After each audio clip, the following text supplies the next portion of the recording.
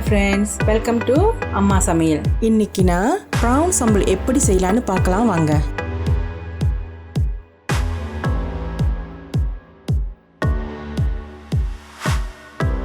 சட்டியில் எண்ணெயை ஊற்றிக்கிங்க. இங்கே ப்ரான்ஸ் வச்சுருக்கேன். இது சீ ப்ரான்ஸ் சுத்தம் பண்ணி கழுவி வச்சுருக்கேன். இதை இப்போ நான் பொரிக்க போகிறேன்.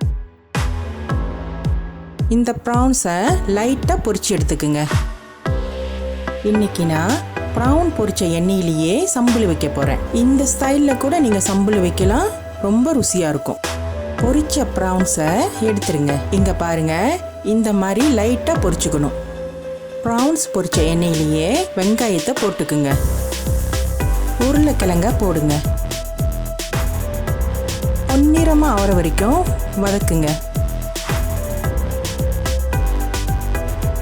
தக்காளி பழம் போட்டுக்குங்க.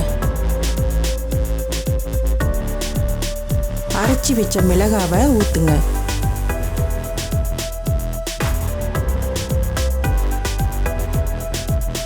உப்பு போட்டுக்குங்க. பொரிச்சு வச்சிருக்கிற ப்ரான்ஸை இதோட சேர்த்துக்குங்க. இதோட சில்லி சாஸை சேர்த்துக்குங்க. எல்லாத்தையும் சேர்த்து நல்லா கிளறி விடுங்க.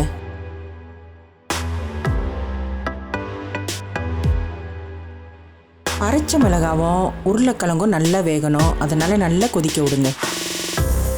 அப்பப்போ கிளறி விட்டுக்குங்க, அடி பிடிக்காம இருக்க.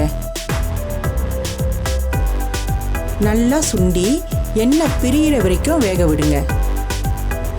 ப்ரான் சம்பல் ரெடி ஆயிடுச்சு. பார்க்கவே ரொம்ப ருசியாக இருக்குல்ல? இந்த மாதிரி சுண்டி எண்ணெய் பிரிஞ்சு வரணும், அப்போ தான் சம்பளி ருசியாக இருக்கும். சுட சுட சோறோடு வச்சு சாப்பிடும்போது அருமையாக இருக்கும். நீங்களும் வீட்டில் ட்ரை பண்ணி பாருங்கள். எல்லோரும் வீட்டில் பத்திரமா இருங்க. Stay at home.